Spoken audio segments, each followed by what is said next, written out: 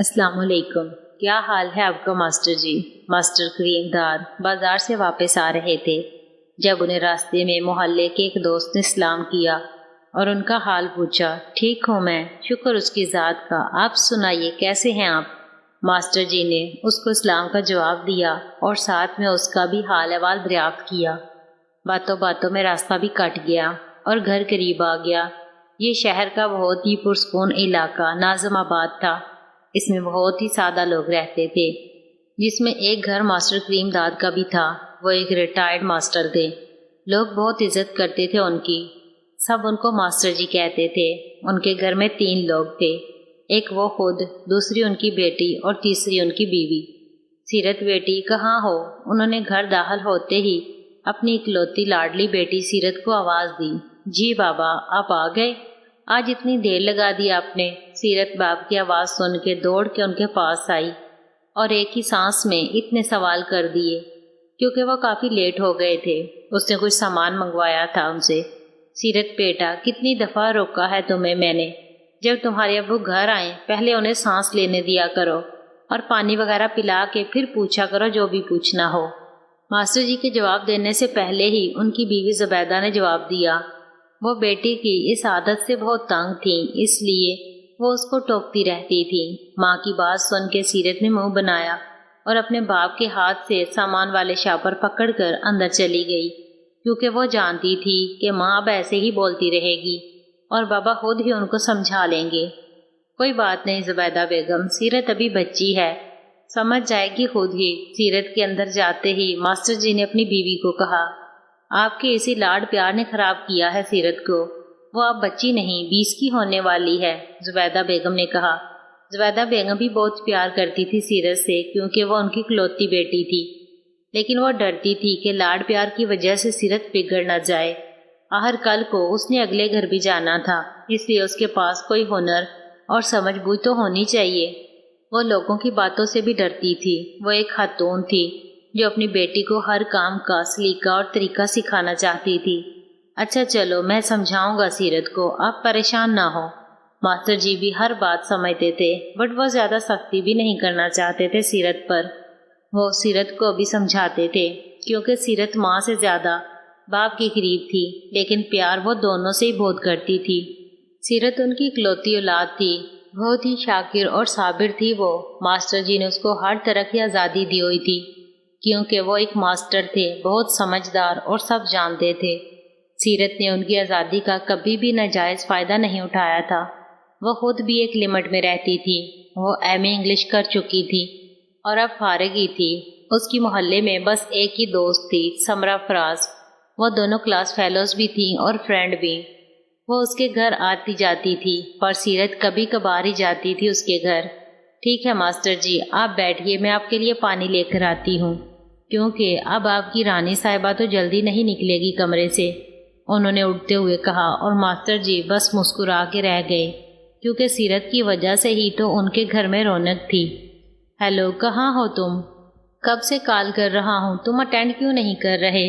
جیسے ہی آہد نے کال پک کی، شاذل افندی نے غصے میں بولنا شروع کر دیا، کیونکہ وہ کب سے کال کر رہا تھا، لیکن آہد نے کال نہیں پک کی تھی۔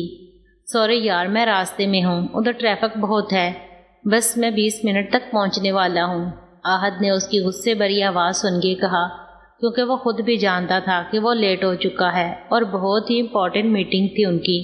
شاذل افندی کا غصہ ہونا بنتا تھا، لیکن وہ یہ بھی جانتا تھا کہ وہ زیادہ دیر تک اس کے ساتھ غصہ نہیں رہ سکتا۔ اوکے، تم جلدی پہنچو، کچھ ڈسکس کرنا ہے تم سے، شاذل افندی نے کہا۔ آ رہا ہوں میری جان، غصہ مت ہوا کرو، اتنے پیارے چہرے پہ غصہ سوٹ نہیں کرتا، آہد نے شرارتی لہجے میں کہا۔ شٹ اپ، بکواس نہیں کرو اور جلدی آؤ، شام کے 6:30 بج چکے ہیں، 1 گھنٹہ ہے ہمارے پاس، 7:30 بجے ہم نے میٹنگ ہال میں پہنچنا ہے، تمہیں 5 بجے آنے کا کہا تھا، تم آلریڈی لیٹ ہو چکے ہو، باقی کی بکواس ادھر آگے کر لینا۔ اس نے اپنے ہاتھ پہ بندھی خوبصورت واچ پر ٹائم دیکھ کے کہا اور ساتھ ہی کال بند کر دی، کیونکہ وہ جانتا تھا اب آہد ایسے ہی بولتا رہے گا۔ مغرب کی اذانیں ہو رہی تھی، ہر طرف اذان کی آواز گونج رہی تھی۔ ماسٹر جی بھی نماز پڑھنے جا چکے تھے ان کی عادت تھی وہ اذان ہونے سے 5 منٹ پہلے چلے جاتے تھے مسجد۔ سیرت، تمہارے ابو مسجد گئے نماز پڑھنے، وہ واپس آ کے کھانا کھائیں گے۔ تم نماز پڑھ کے تازہ روٹیاں بنا دینا، میں بھی نماز پڑھنے لگی ہوں۔ زبیدہ بیگم نے سیرت سے کہا اور وضو کرنے لگ گئیں۔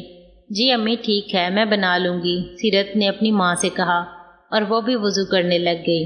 وہ نماز پڑھ کے کچن کی طرف جا رہی تھی جب اچانک دروازے پر بہت زور سے دستک ہوئی۔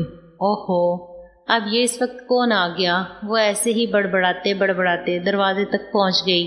جی کون؟ اس نے دروازے کے پاس کھڑے ہو کر پوچھا۔ اس کی عادت تھی وہ پہلے پوچھتی تھی پھر دروازہ کھولتی تھی۔